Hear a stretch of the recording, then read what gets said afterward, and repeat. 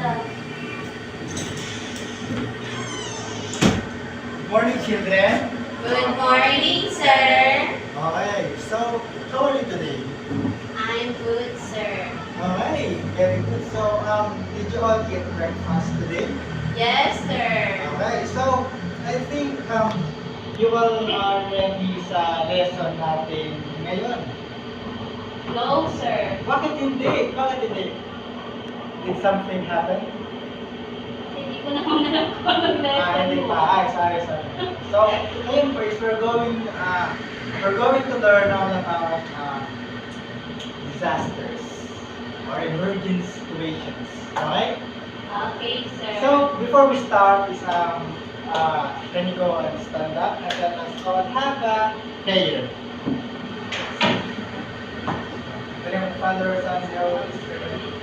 Hail Mary, full of grace, the Lord is with thee. Blessed art thou amongst women, and blessed is the fruit of thy womb, Jesus. Holy Mary, Mother of God, pray for us sinners now and at the hour of our death. Father, Son, and Holy Spirit. So, sit down, everyone, my dear children. So, thank you, Teacher Papa, sa akin na start na pray. And thank you for the students who are actively volunteering para sa kahit sa prayer. Because prayer is very important. So, kaya naman po is we are going to check our attendance for today. So, mukhang madaming absent. Hanggang dito lang ako. Ikaw, si Mr. Remy, si Gab, at si Mr. Isaac na nasa likod. So, ngayon naman po is, ano bang mapapansin nyo dito sa weather natin ngayon? Maambon. Ambon, sigurado ka? Nung nakita ko sa taas, blue sky eh. Di ba pag blue sky, hindi maambon yan. Kasi, kung mapapansin natin, siguro sabihin natin kanina, maambon kasi maulan-ulan. Yes. Ngayon naman is napapansin natin, di ba, sa tingin, maganda bang panahon o hindi? Yes. Hindi. Yung Yes. si Gab sabi, yes. Dahil naman hindi. Bakit hindi? Kasi kung malamig, masarap matulog. Masarap patulog. Parehas tayo, Gab. Ikaw naman, bakit hindi? Kasi po, sir, umuulan at umiinit. Umuulan at umiinit. Okay, isa yan sa rason kung ba't nagkakasakit. Yes, sir. Tao, mga alaga natin, mga panabong at kung ano pa. Huwag mong tatawa kasi yun ay katotohanan. So, before we start this, we're going to play 4 pigs to 1 word. Alam niyo ba yung mga bata? No. Hindi pa. Okay, so yung 4 pigs to 1 word, yan yung may papakita sa teacher na picture and you're going to guess kung ano yun. Ano ba yung nakikita yung sa larawan na yun? Kung yun ba ay tao, hindi. Hayop, bagay, gano'n. Pero, in a way na kung ano ba yung pagkakaintindi nyo sa picture na yun. Okay po? Okay, so, ngayon, familiar na kayo dun sa laro na yun po? Yes, sir. So, can anyone explain what the game is? Ulit, sabi ko lang kanina. So, yung game po na yun is, ano lang, you're going to guess ano yung naipapakita sa picture. At kahit ano lang, kung ano yung napipig nyo, ano yung nalalaman nyo sa pinapahulaan or pinapakita yung picture. So ngayon, I'm going to show you 4 pictures and I want you to raise your hand and guess what is in the picture. Okay? What the picture tells us. Okay po? Okay. So, ito na. What do you think is this class? Dad. Okay, sabi ko, raise your hand. Yes? Baha. Baha. Ulit, take stand. Baha, sir. Okay, baha. O, Gab, sa English, anong Gab sa English ang baha? Dad. Okay, Gab, very good. So, give Gab, thank Brent. Okay, very good. So, ito daw po is flat. Kasi first, what do you think pala na thread to? Ba't to naging baha? Tingin mo. Sobrang lakas ng ulan. Ulan, okay, isa mo yun, very good. Ano ka? Tapos, mga baradong kanan. Okay, very good. Ulan. Kaya po is madaming tubig kasi po is yun po ay sa sobrang lakas ng ulan tapos yung mga barado na nagkakos pa din ang pagtaas ng tubig. Okay, very good. So, ngayon naman po is, what about this one? Very good class. Okay, guys, stand up. That's right. Landslide. Okay, very good. Landslide. So tingin nyo ba, ano ba ang pinagmula ng landslide? Bakit ba ito nag-occur or nangyayari sa isang sitwasyon? Kung ano lang pag-uunawan ng children, eh di sobrang specific or di sobrang tama. Sige po, start up is ready. Dahil po sa pag-ulan. Okay, isa din yun sa pag-ulan, especially yung mga nakatira sa mga bundok. Mapapansin natin sila na nagsasuffer kasi pag maulan is baka bagsakan sila ng ano, yun ang mga, kasi slipper yan eh, slide. Diba po? Okay, ano dito? Landslide. Slide? Landslide. Okay, slide lang daw kasi wala yung ulan. Slide. Okay, very good children. So, ngayon naman po is, what about this one, children? Huwag magtatawa. Sunog. Stand up. What is Sunog po, sir. sunog? Okay, stand up. Saan ba nangyayari pang sunog na to?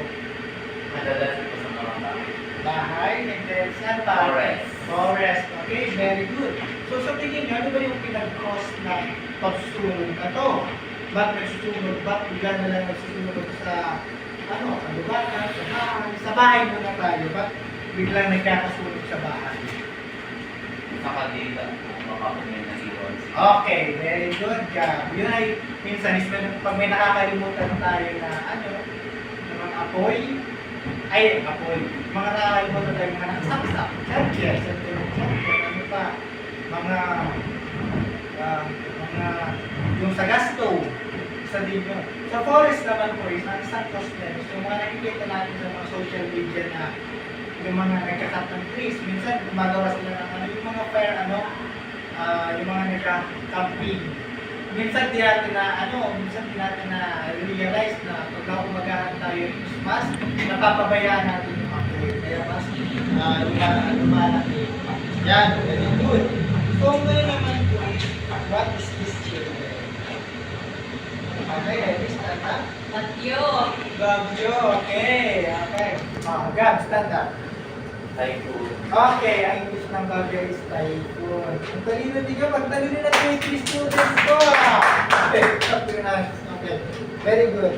So ngayon naman guys, what do you think na nagkakabagyo?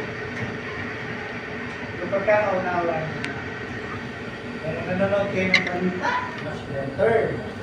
Diba, sabi sa news, nagkokos daw po ito kasi nagtatapon ng basura. Kaya yung sa basura na yun, yung mga nagtatapon sa dagat, kaya nagpo-form, nagiging LPA, grade 3 pala yung concept ko, kaya wala pa masyadong makukuhaan. LPA po is parang yan yung nagpo-form ng bagyo sa dagat. Kaya nagiging siya, tropical, super typhoon, yung mga ganun po na uri ng bagyo. Okay, naintindihan niyo po ba children yung tinapit ni Teacher Pao? Yes, teacher. Okay, so may katulungan si teacher. So, whatever, please stand up. So, sit down muna ka na. So, ang disaster po is, parang sudden and severe na pangyayari sa buhay natin na di natin inaasahan. Example, yung bagyo.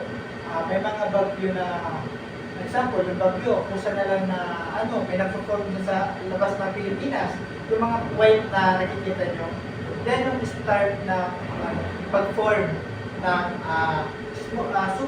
either super typhoon or tropical typhoon. Okay po? So, ang naman ang emergency situation? Sige nga, everyone.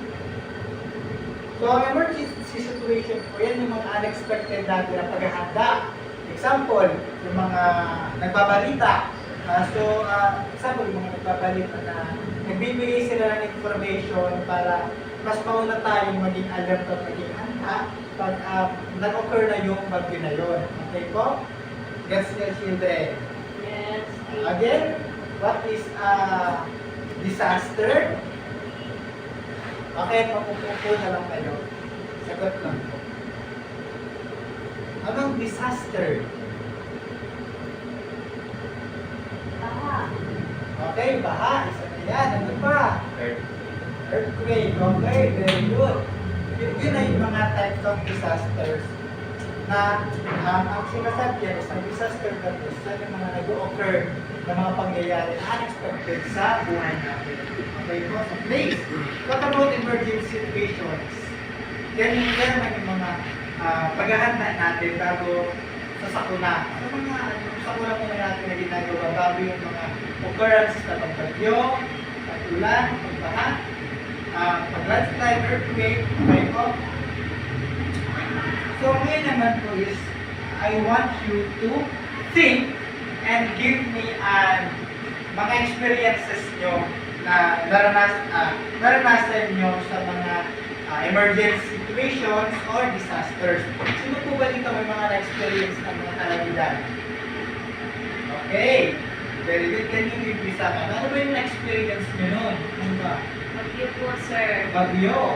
Yung bagyo po ba is, yung bumagyo ba is, Nawalan kami ng bubong. Okay. Ay, so hindi nyo nakapaghanda nun.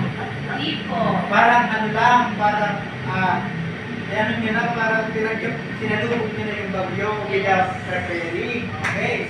Okay po, very good. Ikaw naman, Gab. Earthquake. Earthquake experience nyo. Ano po, damo po po sa atin. Sa bahay nyo. Okay, very good. So, kung si Remy is natanggal ng bilang sa bahay nila, kasi po is hindi nakapaghanda na yun ay nagdudulot ng disaster and emergency situation. At si Gab naman po is yun po is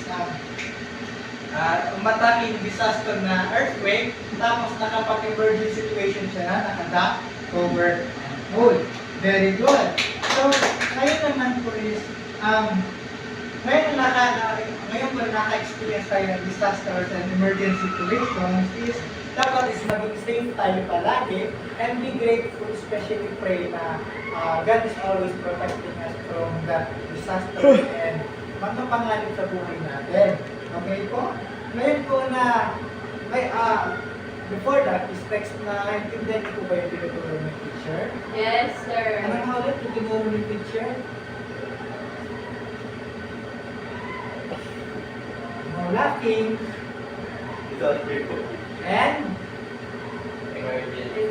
situations. Okay, very good. Natuto na. Kaya naman po is, we're going to answer 5 questions. True or false lang po. Okay po, alam niyo yung true or false? Yes, sir. Magbabasa si teacher ng 5 sentence and then you're going to tell, sasabihin nyo kung ito ba ay totoo or mali. Okay po? Yes, sir. So number 1, disaster is a good experience. False. False. Okay, very good. Number 2, disaster is a sudden or unexpected event that cause damage in people or facilities. True. Okay, kasi po is nagbibigay na sira. Yes. Ano?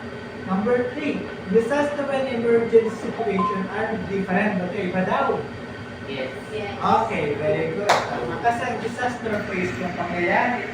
Yung emergency situation naman po yan, yung paghahanda.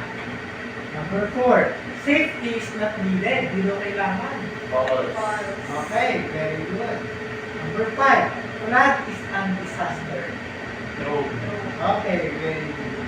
So, sa iyong assignment naman po is you're going to create a compilation of disaster emergency. Madami pa dyan. Yung Lindol, ano pa, madami. Kasi yung mga viruses, kasi mga disaster din yan. And mga siya, kailangan yun, mga disasters or emergency situations, na pictures, and you're going to paste that on a paper or in a notebook. Kuha? Okay, sir. Did you get what teacher Pao teach? Yes, sir. Okay, thank you and God bless all. Thank you, sir.